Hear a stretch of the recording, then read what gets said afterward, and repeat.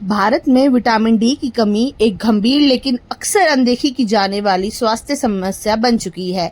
हाल ही में एनवेका और ICRIER foundation द्वारा किए गए अध्ययन में यह सामने आया है कि हर पांचवा भारतीय इस कमी से जूझ रहा है। यह समस्या देश के अलग अलग हिस्सों में अलग अलग स्तर की है, लेकिन पूर्वी भारत में स्थिति सबसे ज्यादा खराब है। अर्पिता मुखर्जी, प्रोफेसर इक्रियार।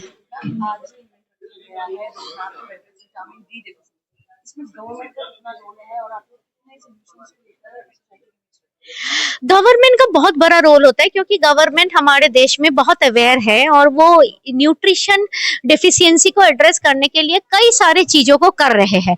हालांकि विटामिन डी थोड़ा सा पीछे रह गया है इस सारे चीजों में, और हम चाहते हैं कि हमारा जो ये रिपोर्ट है इसको पढ़ने के बाद गवर्नमेंट को एक रोड मैप मिले कि कैसे ये विटामिन डी को एड्रेस कर सकते हैं। 5 में से 1 को अगर आप टेस्ट करेंगे आज के डेट पे तो उसको विटामिन डी डेफिशिएंट मिलेगा, मगर प्रॉब्लम बहुत ज्यादा बच्चों में है, प्रेग्नेंट वीमेन में है, ओल्ड पीपल में है। और इसमें हमारा विटामिन डी डेफिशिएंसी रिलेटेड जो इलनेस होती है, जो बीमारियां होती है, वो बढ़ रहा है। जैसे रिकेट बढ़ रहा है, जैसे ऑस्ट्रोपोलोसिस बढ़ रहा है, तो हेल्थ केयर का कॉस्ट बढ़ेगा। इसीलिए हम एक साथ मिलकर अगर काम करें और एक फ्रेमवर्क बनाए, गवर्नमेंट का सबसे अच्छा चीज होता है कि वो एक फ्रेमवर्क बना सकता है, और जिस फ्रेमवर्क अगर बन जाए तो उस फ्रेमवर्क में सारे लोग मिलजुल के काम करने से हम डेफिशिएंसी को दूर कर सकते हैं। जैसे हमने आयोडीन डेफिशिएंसी, गोइटर जैसे डिजीज को एड्रेस किया है, हम इसको भी कर सकते हैं। जो हमारा आजकल का लाइफस्टाइल है, हम लोग देख रहे हैं कि हम लोग प्रॉपर खाना ही नहीं खा रहे हैं, तो विटामिन डी की डेफिशिएंसी बहुत ज़्यादा दिखने लगी है। ये जो रिपोर्ट है ये उन सारे सबके लिए एक आईना है, एक एक्सपोजर है उन चीज़ों का जो हमें पता तो था, लेकिन उसको ब्लैक एंड वाइट में फैक्ट्स के साथ उसको प्रेजेंट करना था। ये हमारा उद्देश्य था। As a clinician, as a doctor, as a surgeon, मैं बहुत सारे डेली बेसिस में पेशेंट देखता जिनमें सबका विटामिन डी किसी का लेस देन 20 है, लेस देन 10 है, लेस देन 3 है, अनरिकॉर्डेबल है। इवन देन वो सालों से ऐसे चल रहे हैं, उनको सिम्टम्स भी हो रहे हैं, बट उनको पता ही नहीं है कि उनको विटामिन डी की वजह से ये सारा कुछ हो रहा है। और उन सबको देख के, खासकर कोविड के बाद जो बच्चे आए जो इतने क्रिपल्ड तरीके से चल रहे हैं, उनके ना भागने की क्षमता रह गई, ना खेलने की, वो सीढ़ी नहीं चढ़ पा रहे, इन सबको देखते हुए हमें लगा कि कुछ ऐसा तो हम मिस कर रहे हैं कि कहीं डॉक्टर अपना इलाज कर रहा है, पेशेंट्स, आधे पेशेंट पहुंच ही नहीं रहे हैं। ये तो वो है जो हमारे पास आ रहे हैं, जो हजारों पेशेंट घर पे बैठे हैं, सिम्टम वही है लेकिन कभी कोई ट्रीटमेंट नहीं लिया।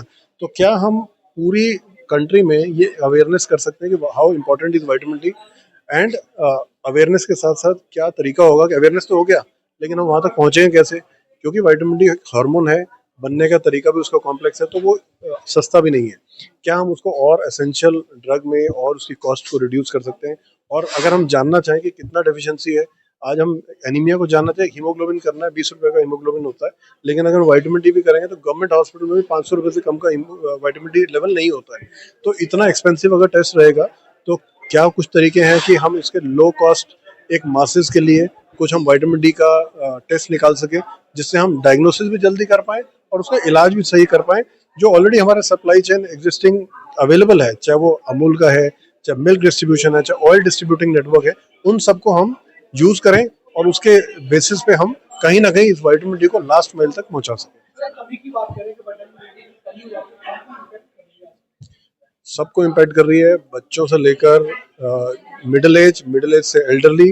किसी में वो ऑस्टियोपोरोसिस कॉज कर रही है, खासकर एल्डरली में, बच्चों में वो बोन डिफॉर्मिटीज कॉज कर रही है, और मिडिल एज ग्रुप में रिप्रोडक्टिव यानी कि इनफर्टिलिटी के केसेस बढ़ रहे हैं, हार्ट अटैक, जो सडन कार्डियक डेथ्स हो रही है यंग पेशेंट्स में, जिनमें कोई रीजन ही नहीं होता।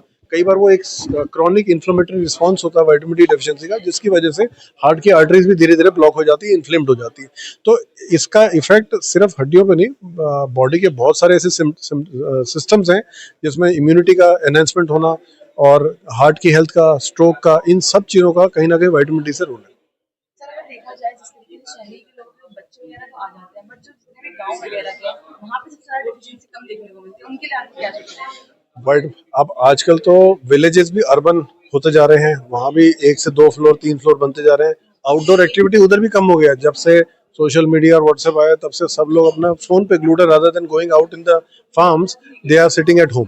तो जो प्रॉब्लम्स अर्बन की थी, मोर और लेस काफी सारे विलेजेस में जहाँ भी सोशल मीडिया जहाँ भी इंटरनेट पेनिट्रेट कर गया वहाँ भी ये सेम सिनेरियो हो गया, वहाँ भी 70 to 80% population is getting deficient. So the principles remain the same. The challenge becomes bigger because urban से अगर हम रूरल में जाते हैं वहाँ पर हमारा network of reaching to the last person becomes more difficult.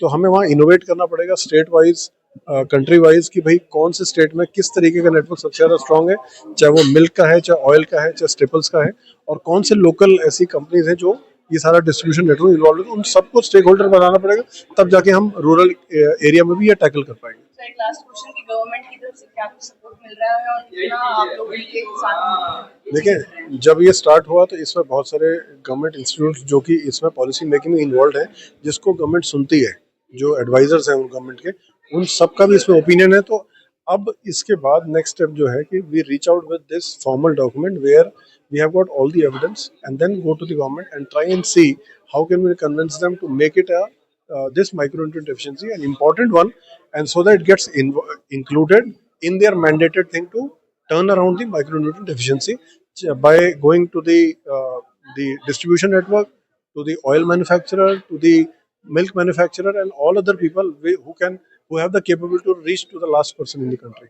Thank you, sir.